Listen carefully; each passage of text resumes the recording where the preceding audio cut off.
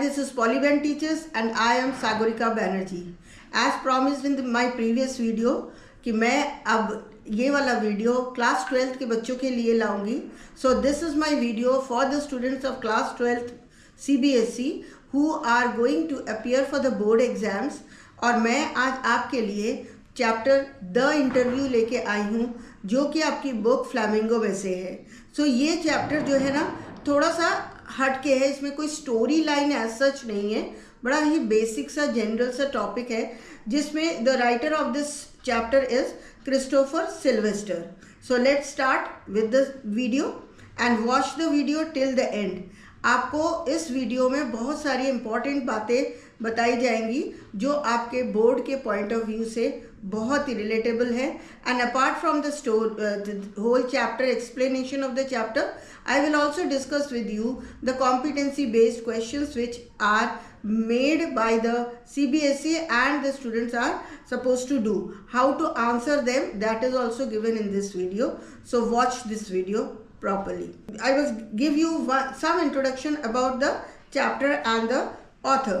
So the author of this chapter is Christopher Sylvester. As you know, it is given in the book. He has published many articles, essays, but now in this particular chapter, this is a part of his book which was published in 1997 and the name of the book was The Penguin Book of Interviews. तो इसमें से एक part है आपका ये chapter the interviews. The essay explores. अब इस ऐसे में इस द इंटरव्यू वाले चैप्टर में है क्या, it is about art, history and ethics of interviews. Interviews किस तरीके के होते हैं, उसके क्या प्रॉस एंड कॉन्स है, उसके क्या इन्फ्लुएंस है, ये सारी चीज़ें बड़ी विस्तार से इस चैप्टर में दी गई हैं. This chapter is divided into 2 parts, part 1 and part 2. Part 1 में इंटरव्यू क्या होती है, किस तरह से लोगों की लाइफ को इन्फ्लुएंस करती है, इसके बारे में बताया गया है. And in part 2 there is a proper interview between a person who is an author, he is being interviewed. वो पार्ट 2 में दिया गया है. So let's continue with the chapter. Now the word interview, the moment the interview topic आपके दिमाग में आता है तो एक क्वेश्चन आता है कि व्हाट इज एन इंटरव्यू. और हम लोग तो आजकल के टाइम में आप सबको ही पता है इंटरव्यू होता क्या है. जनरली आप लोग रिलेट करते हो पॉडकास्ट से, जिसमें कि आप लोग देखते हो कि एक व्यक्ति से क्वेश्चंस पूछे जाते हैं. बट ये स्टोरी, ये चैप्टर उस ज़माने में लिखी गई है जब सोशल मीडिया नाम के कुछ नहीं था. So it is a part of a journalism. Journalism का एक पार्ट होता था. And what is it basically, it's a conversation where questions are asked to elicit facts, opinions और एक्सपीरियंसेस. तो ये एक तरीके का कॉन्वर्सेशन होता है जो कि एक व्यक्ति दूसरे व्यक्ति के साथ करता है. The one who is interviewer, जो क्वेश्चन पूछ रहा है, और दूसरा हु इज़ इंटरव्यूई, जिससे क्वेश्चन पूछा जाता है. सो एक सेट ऑफ क्वेश्चंस होती हैं जो पूछी जाती है and the other person has to answer it. Now why is interview so important? So interview is important because it is a part of journalism. It is used in biographies. किसी के life में अगर life के बारे में आप biography लिखोगे तो उसके बारे में जानना तो पड़ेगा ना.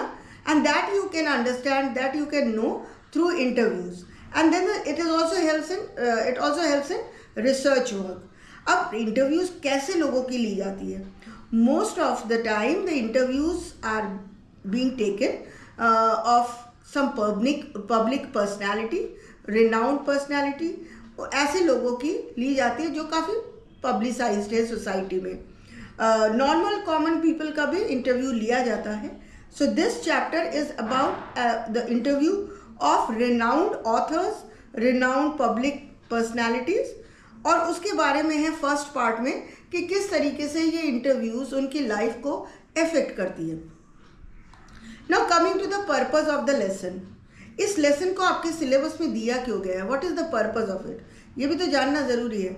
To reflect on the nature and impact of interviews. किस तरीके से इंटरव्यू किस टाइप के होते हैं और उसका उस व्यक्ति पर क्या इम्पैक्ट होता है, ये जानने के लिए. Apart from that, to question the ethics and consequences of interviews on the interviews. Interviewee के ऊपर उन क्वेश्चंस का क्या असर होता है, that is also being reflected in this chapter to showcase different view points regarding interviews. लोगों की पर्सपेक्टिव्स देखी जाती है and that is being very well reflected in the chapter. कोई इंटरव्यू को पॉजिटिव पर्सपेक्टिव के तौर पे मानता है जिसके साथ सब कुछ सही हुआ है, किसी किसी के साथ इंटरव्यू के दौरान ही अजीब से क्वेश्चंस पूछे जाते हैं तो उसके लिए ये नेगेटिव पर्सपेक्टिव रखता है। So both these perspectives are being equally handled in the first part of the chapter. Now the key themes of in the lesson, interview as an art. इस चैप्टर में इंटरव्यू को एक art की तरह माना गया। Why, what is this, what is the skill required. देखिए ऐसे किसी को आप one fine day, one fine morning you can not get up and go and ask some public personality some questions. आपको इंटरव्यू के लिए एक जर्नलिस्ट को या एक रिपोर्टर को या एक इंटरव्यूअर को पूरी तैयारी करनी पड़ती है। तो he needs to have some skill required which is very much required to conduct a meaningful interview, तभी वो इंटरव्यू मीनिंगफुल होता है। Next is the power of interviews. Interview का पावर क्या होता है? It influences the people's mind, means it has an influence in shaping public opinion and profiles. किसी का प्रोफाइल बनाने के लिए इंटरव्यू बहुत ज़रूरी है। इवन इंटरव्यू का पावर क्या होता है कि जनरल लोगों के ओपिनियन को कैसे आप इन्फ्लुएंस कर सको। किसी पर्सनैलिटी का, रिनाउंड पर्सनैलिटी का हमने इंटरव्यू देखा और उसको देखकर whatever perspective I have that I will keep in mind as a common person. So this is the power of interview. Ethical questions, how interviews can invade privacy and manipulate responses. Sometimes interviews become so harsh कि interviewer जो है कुछ ऐसे personal questions पूछ लेता है जो interviewee के लिए, जो आंसर कर रहा है उसके लिए बड़ा डिफिकल्ट होता है। He gets into a false position to answer. कभी इसका रिएक्शन बड़ा अजीब सा होता है। The interviewee gets very much annoyed और वो इंटरव्यू ख़त्म कर देता है। तो उसको भी नेगेटिव वे में लिया जाता है to sensationalize all these things. So sensational बनाने के लिए ये सारी चीज़ें ज़रूरी होती हैं। Now views on interviews, there are two perspectives shown in the chapter, positive perspective and the negative perspective। जैसा कि मैंने पहले बोला था, interviews are a source of authentic information। एक ये genuine authentic information माना जाता है interviews को। क्यों? क्योंकि आप एक व्यक्ति से सीधे सीधे सवाल पूछ रहे हो। So that this is a positive perspective। तो जो भी information आपके पास आती है in the form of answers, those are very authentic and genuine। They offer deep insights into the interviewee's life. और इसके अलावा इंटरव्यूई जिससे क्वेश्चन पूछा जा रहा है उसकी लाइफ के बारे में भी हमें पता चलता है, डीप इंसाइट देता है। These two are the positive perspective. Next is the negative perspective. Some find interviews intrusive और अ फॉर्म ऑफ एक्सप्लॉयटेशन। कुछ लोगों के साथ इंटरव्यू के दौरान ऐसे ऐसे क्वेश्चंस पूछे जाते हैं कि दे फाइंड कि उनकी प्राइवेसी को हर्ट किया जा रहा है या फिर कोई उनकी पर्सनल लाइफ के बारे में ज़्यादा इंट्रीग है। ऐसे केस में ये नेगेटिव पर्सपेक्टिव रखता है। Interviews can distort facts for sensationalism. So sensationalism के लिए, सेंसेलाइज करने के लिए एट टाइम्स इंटरव्यूअर जो है ना इंटरव्यूज़ को डिस्टॉर्ट कर सकता है, उसके कुछ क्लिपिंग्स लेके उसको मैनिपुलेट कर सकता है और इससे कि वो सेंसेशनलिज्म क्रिएट करता है। Now coming to the perspective of the first part of the interview। So several thousand celebrities have been interviewed, ये बताया गया चैप्टर में। Literate persons are read interviews. माना जाता है कि ये उस as I said it was published in 1997। तब सोशल मीडिया तो कुछ था नहीं, तो literate persons they these interviews they come on the in the newspaper. तो लिटरेट लोग जो है ना न्यूज़पेपर में इंटरव्यूज़ पढ़ते थे। Some consider it as a reliable source of truth, some consider it as an unwarranted intrusion into their lives। कुछ तो इसे reliable source of information मानते थे और कुछ इसे एक ऐसे unwarranted intrusion, मैंने जानबूझ के किसी के लाइफ में घुसना, ऐसे टाइप की फीलिंग रखते थे। Again, I am saying those who had negative impression। अब इस चैप्टर में फर्स्ट पार्ट में वी.एस. नायपाल के बारे में बताया गया है, people wounded by interviews and lose a part of themselves. ये वी.एस. नायपाल एक ऑथर थे, इंडियन ऑथर थे। उनका कहना था कि लोगों को बहुत ही हर्ट किया जाता है इंटरव्यू के ज़रिए at times. Lewis Carroll, he was another renowned personality, never consented to be interview. कभी भी वो इंटरव्यू के को राज़ी नहीं हुए, just horror of the interviewer. उनके लिए एक इंटरव्यू एक हॉरर की तरह था। Rudyard Kipling, another author, condemnatory attitude towards the interviewer. उनका एटीट्यूड बड़ा ही ख़राब था टुवर्ड्स, क्योंकि उनके साथ जो एक्सपीरियंस हुआ था इंटरव्यू में बहुत ही बुरा हुआ था। His wife Caroline, in her diary 14th October 1892, she wrote that their day was wrecked by 2 reporters from Boston. Boston से 2 रिपोर्टर्स आए थे और रुडयार्ड किपलिंग की वाइफ कैरोलिन लिखती हैं कि उनके लाइफ को बिल्कुल बर्बाद कर दिया था, इंटरव्यू बिल्कुल बर्बाद हो गया था because of some very personal questions asked by the reporters. So they considered interview as a crime and assault. वो इंटरव्यू को एक क्राइम और असॉल्ट की तरह मानते थे. Saul Bellow, another renowned personality, consented to be interviewed, experienced interview as thumb prints on his wind pipe. Saul Bellow ने माना था कि ठीक है, okay, I am ready for interview, but जब इंटरव्यू के दौरान एट टाइम्स उनसे ऐसे अजीब क्वेश्चंस पूछे गए थे कि उनको ऐसा लग रहा था कि it was a thumb print on his wind pipe, यानी कि गला चोक कर दे रहा था. It's a phrase used. Then supremely serviceable medium of communication. Chapter में ये भी दिया गया है कि एक बहुत ही सर्विसेबल मीडियम ऑफ कम्युनिकेशन है. लोगों को पता चलता है उस रिनाउंड पर्सनालिटी के बारे में जिससे आप इंटरव्यू कर रहे हैं. एंड लास्टली इस चैप्टर में ये भी दिया गया है vivid impressions of contemporaries through interviews. बहुत ही क्लियर इम्प्रेशन कॉन्टेम्पररी राइटर्स के, रिनाउंड पर्सनैलिटीज़ के इंटरव्यू के ज़रिए पता चलता है. So this is all about the part 1. Now coming to part 2. Part 2 में जैसे कि मैंने आपको बताया था, इट वाज एक्चुअल इंटरव्यू. तो इंटरव्यूअर थे मुकुंद पद्मनाभन और इंटरव्यू जिससे लिया जा रहा था वो एक बहुत अच्छे रिनाउंड ऑथर थे जिनका नाम था अम्बर्टो इको. कौन थे? He was an Italian writer, philosopher and scholar, famous for his novels, essays and academic work. Umberto Eco's his interviews were taken, and जब इंटरव्यू लिया जा रहा था it was found that he was very modest about his achievements. उन्होंने अपनी life में जो इतना पब्लिसिटी उन्हें मिला था वो बहुत ही मॉडेस्ट थे. He describes himself as a professor who writes novels on weekends. उन्होंने ये फ्रेज भी यूज़ किया था अपने इंटरव्यू में कि वो जो है ना इंटरव्यूज वो अपना नॉवेल्स कब लिखते थे? वीकेंड्स में लिखा करते. तो अ professor who rights novels on weekends.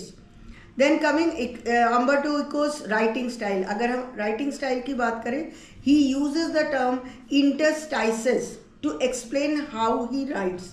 किस तरीके से वो लिखते थे उसके बारे में उन्होंने interstices की बात कही थी. Eco says he uses empty spaces in his schedule. तो interstices होता क्या है? empty space.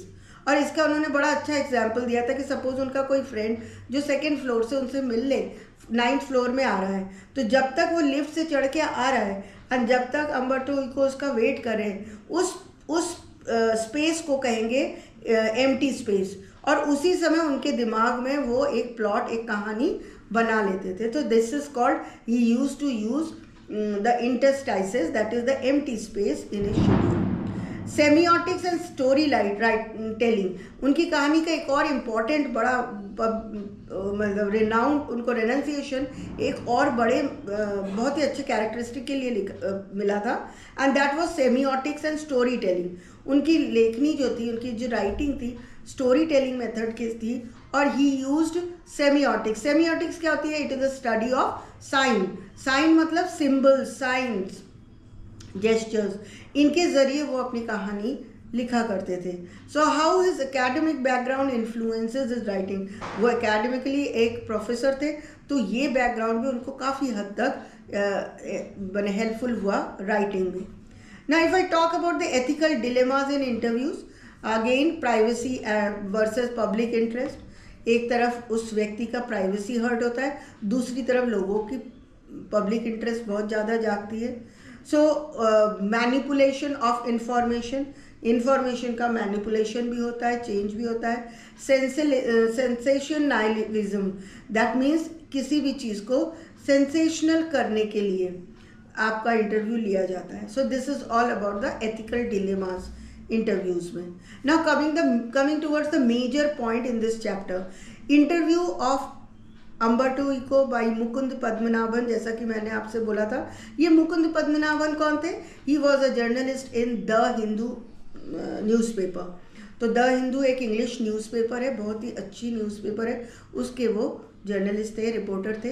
And he had taken the interview of Umberto Eco, who was a professor at the university of Bologna. Bologna कहाँ पर है? It's a city in Italy. Now he was expertise in he had expertise in semiotics. जैसा कि मैंने आपसे बोला, semiotics is a study of science, SIGNS, science. Literary functions, academic tests, newspapers, articles, ये सब के वो expertise थे. And Mukund interviewed on how he managed too many things. Mukund ने जब अपनी क्वेश्चन पूछे तो उन्होंने पूछा कि आप इतने सारे काम कैसे मैनेज करते हैं. Umberto Eco said he revealed the mystery. He had discovered the way to use the empty spaces in his life. जैसा कि मैंने आपको बोला, वो interstices यानी कि empty space का इस्तेमाल करते थे. Perfected the art of writing in a narrative style. Narrative style means storytelling style में वो लिखा करते थे. And he was perfect in that. He had perfected himself in that. Applied at the age of 50. और उन्होंने story मैंने novel लिखना ही as of 50 से शुरू किया था. He became a novelist after moving from an essays. पहले वो एसेज लिखा करते थे, लेकिन बाद में वो नॉवेलिस्ट बने. Now more interested in academics rather than the novels, considered himself as an academician. वो खुद as a person Umberto Eco वो ज़्यादा अपने आप को एकेडमिशियन मानते हैं. एकेडमिक्स में उनका ज़्यादा इंटरेस्ट है rather than novels. He devoted only Sundays for writing novels. वो कहते थे कि मैं संडेज को ही लिखा करता था. एंड सीरियस थीम पर लिखा करते थे द नॉवेल. और उनका एक नॉवेल बेस्ट सेलर हुआ था जिसका नाम था the name of the rose. Right, it was widely appreciated. So as I was saying, the name of the rose जो है, it was a novel written by Umberto Eco and it was widely appreciated. More than 10 million copies of this book was sold. So बहुत ही famous book हो गई थी, जिसकी वजह से Umberto Eco became a famous author overnight. Novel का जो theme था, that was related to theology, metaphysics and medieval history. तो ये कहीं ना कहीं रीडर्स को बहुत ज़्यादा अट्रैक्ट कर गया and that is why it became very popular. No point of amazement about the category of readers. Now as per the Umberto Eco's thinking, in his interview he was saying that he was not able to understand the category of readers who made it so popular. Never sure about its remarkable success. He was never sure about the remarkable success of the book, and he assumed that it was probably because of the right time when it was published. तो जब मैंने वो book उसने लिखी थी और publishers के पास लेके गया था, तो बहुत सारे पब्लिशर्स ने मना कर दिया था. इवन एक पब्लिशर ने तो ये कहा था कि मैं सिर्फ 3000 कॉपीज इसकी निकालूंगी बिकॉज इससे ज़्यादा आपकी बुक सेल नहीं होगी. बट जब वो बुक मार्केट में आई तो that book was sold, it crossed the limit and it was sold 10 million copies. So overnight it became a bestseller. Actual explanation of the chapter, the interview. Competency based questions. तो यहाँ पर competency based questions मैंने कुछ MCQs लिए हैं और एक long type question लिया है जो कि इस chapter से majorly पूछा जाता है. One is the MCQ. V.S. Naipaul presented dash in his travel books, and the options are his feelings about interviews, impressions of the country of his ancestors, that is India, and none of the above. Yes, the correct option is the third option, impression of the country of his ancestors, that is India.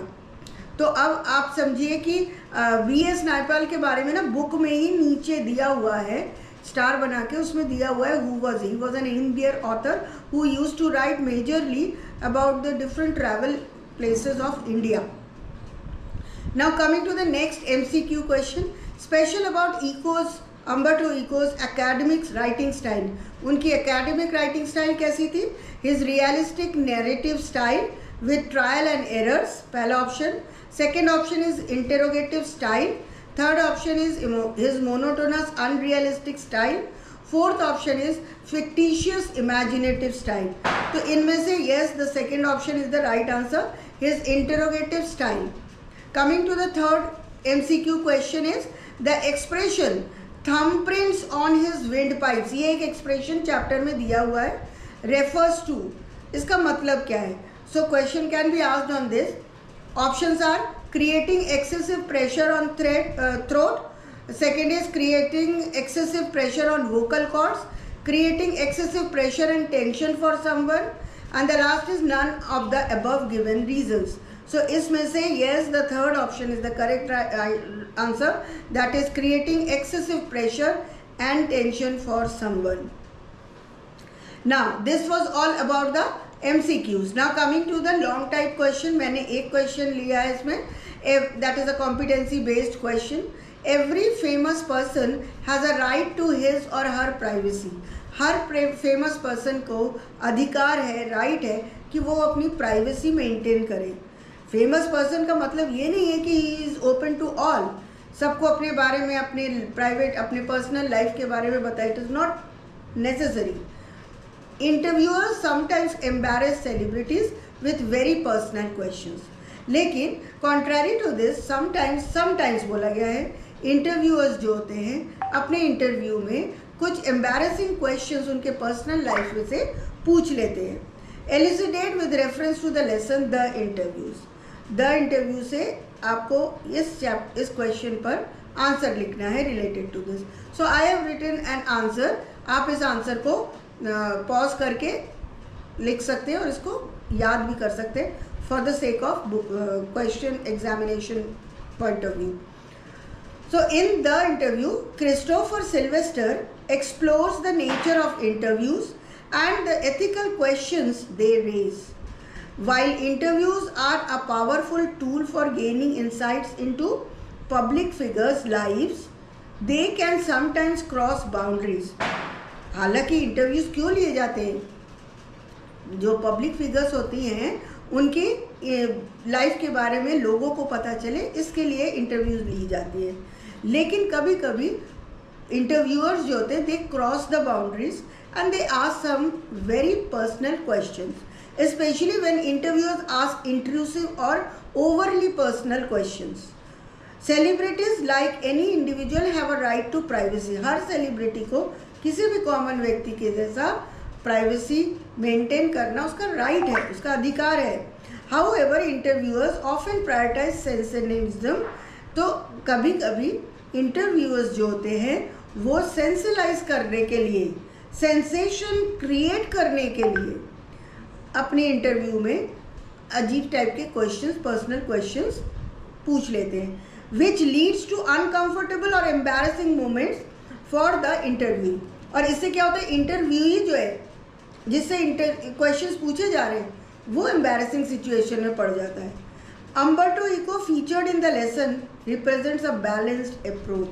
तो एक अच्छा interview कैसा होता है वो आपको part 2 में दिया गया है, जहाँ Umberto Eco का इंटरव्यू लिया जाता है और वो कह रहा है he is featured, he represents a balanced approach by handling interviews with grace while maintaining boundaries. Here he says, he explains how he manages to compartmentalize means divide करना the private and personal professional life. So he has divided, ये है private life, this is my personal life, highlighting that the interviewer should respect this distinction. और ये उसके इस interview में जो part 2 में दिखाया गया है यही शो करता है कि एक अच्छा इंटरव्यू तभी बन सकता है जब इंटरव्यूअर अच्छे क्वेश्चंस पूछे, not making the interviewee embarrass by asking any personal questions. और वो इंटरव्यू अच्छा जाता है क्योंकि वो आप सामने वाले को रिस्पेक्ट कर रहे हो. The lesson prompts readers to consider the responsibility of interviewers to balance public curiosity with the interviewee's right to privacy, ensuring that interviews are respectful and not exploitative. इस चैप्टर के ज़रिए ऑथर ने सारे readers को ये बताने की कोशिश की है कि एक इंटरव्यू, अच्छा इंटरव्यू क्या होता है और किस तरीके से हम बिना किसी को ऑकवर्ड सिचुएशन में डालकर एक अच्छा इंटरव्यू बना सकते हैं जो दोनों के रिस्पेक्ट को मेंटेन कर सकता है. So this is all about the chapter the interview. I hope you have understood the lesson properly, and this is one of the chapters which is there in the syllabus of class 12th board, CBSE board. इससे majorly आपको long type question आता है. Apart from that you also get some RTCs और sometimes short type questions related to the context. Chapter से related short type questions भी आ सकते हैं. सो आने वाले दिनों में मैं और भी क्लास 12 से रिलेटेड टॉपिक्स पर वीडियोस बनाऊंगी जो मेरे एवरी सैटरडे को आपको देखने को मिलेगा. Please be connected and learn and explore more. Try to get maximum marks in the examination. अगर आप प्रॉपरली अच्छे से, now it is the end of October month, if you start studying from now you can achieve very good marks, excellent marks in this subject. That's all for today. All the best. Bye bye.